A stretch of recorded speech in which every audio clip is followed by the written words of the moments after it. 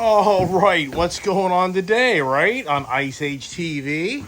It's all about changing out the condors. I have like four sets, like four of those right there, I should say, and I just don't like this. So today, I went to my favorite trailer dealer, Enterprise Trailers up in Hagerstown, Maryland, and look what I bought. Yeah, I went up there and I bought a nice spare tire. Got the blacked out wheel, and I bought plates. These plates make it so that I can just transfer my condors from vehicle to trailer to trailer. So follow me along today as I do the condor trailer setup. So a nice thing is they've already got these kind of laid out, so I should be able to take this footprint and duplicate it. So you know, you learn is, boy, I tell you, if you get your bike, if you watch one of my videos, I don't even know if I even showed that video. I think I did, but I had my bikes staggered way too much, and oh my gosh, it turns into a fiasco. So you do not want to stagger your bikes too much. It'll get the trailer going crazy. So you want to keep them all kind of paired up to each other.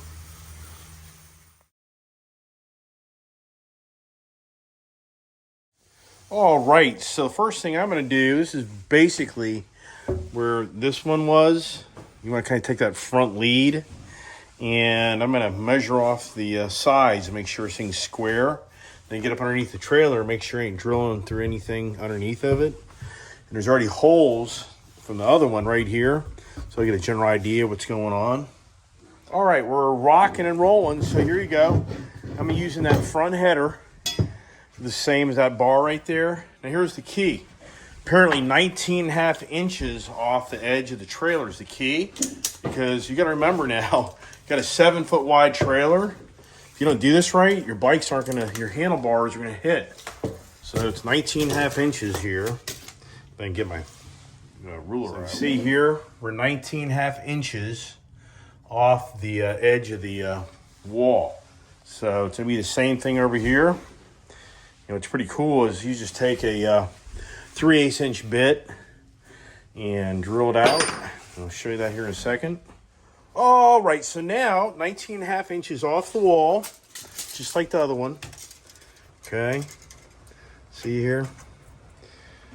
And you want to kind of have your condors set up close to your tie downs, kind of proportional if you're looking here. Get this set back a little bit, but you want it to be off each condor so your bikes now are like, you know, jammed up next to each other. So now, same thing. We're gonna go ahead and mark it with a marker and then drill through. And then there you go.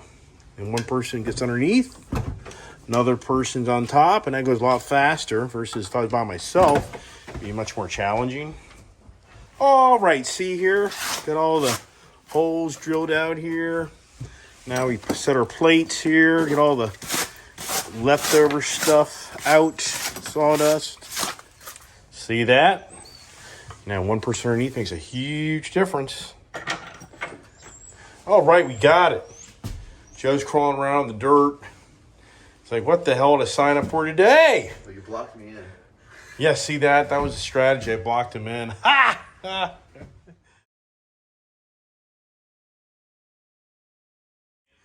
Decisions, right? I mean, come on, man. I mean, come on. The gold Africa Twin or the Indian. Now, waiting for my challenges, my father's parking situation there in Florida, I could load up all four of these bikes in my other trailer and just take my big truck, but oh well, yeah, isn't that good enough, right? People are like, come on, man. You mean, yeah, you got the challenge here, right? Yeah, it's challenging. Like the Challenger, right? This is an Indian Challenger. How about that, huh? All right, so let's listen to this bad boy, right? Is it a bad boy? Let's see how it happens. She's in neutral, right? Now, this doesn't have like the grunt of my Elite Series. She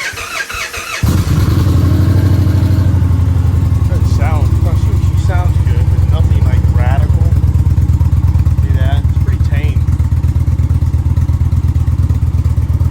But it's a damn good riding bike. And I just put the Stage 1 air cleaner on it.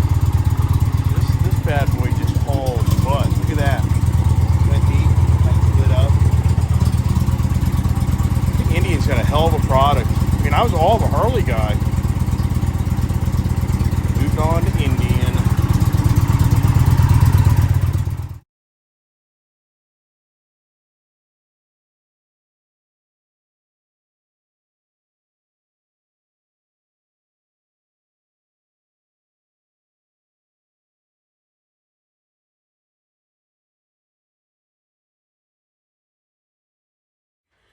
Now look at that. This has a ground lighting effect. We can turn the bike off at nighttime. It's a really nice bike and hard to believe. It's really hard for me to believe. This bike now, I bought this bike in the fall of 2020. So, if you think about it, it's over 2 years old. And that's just hard to believe. I only have like 900 miles on it. That can't be right. I'm going to double check that real quick. Let's look again. Look at 929 miles. Wow. Yeah, the pandemic really slowed a lot of things down for me. I lost like a year between my business and lifestyle. I mean, I lost a whole year. Tons of people did, not just me. Now the question is, the Honda Rebel will fit up in here pretty good, I think. But here's the thing. They didn't do a good job on how they laid out these D-rings. I don't like what they did.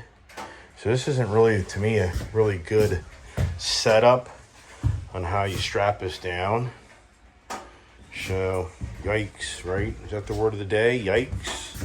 Yikes.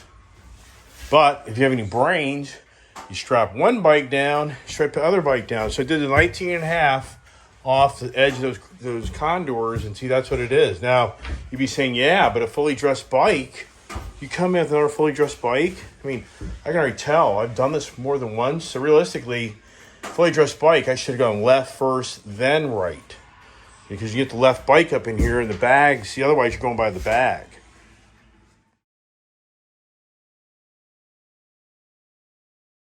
Hey, what am I doing now? I'm taking my box out. And it's not that hard to take out, actually. We'll find out, but I'm going on a long road trip, and all this weight, trailer, everything, it all adds up. Plus, I need the room. When you have this box back here, it's nice, but you lose some stacking capability and laying down the seats. So that's coming out right now.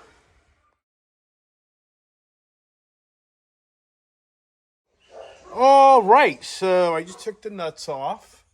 Took my right-hand drill down here, if you can see it here.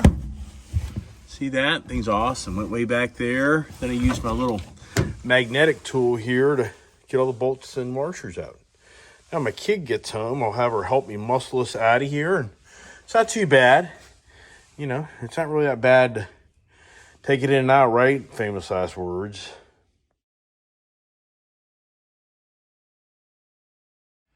Well, how about that, huh? I popped her right off these studs. And we can take those out, too. We're going to get the damn covers, right? Duh. Uh-huh. Yeah, great.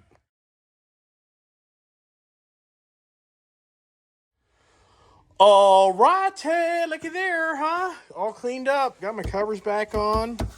She's all good to go. Something you don't think about when you put this stuff in, which I'll show you right here. If I can open it without creating problems. Look. What's this down here, right? So when you put that, if you need your jack with that, box in, you can't get to it. You think about that. If you get a flat tire without having a separate jack, that wasn't very good planning on that toolbox. So, okay.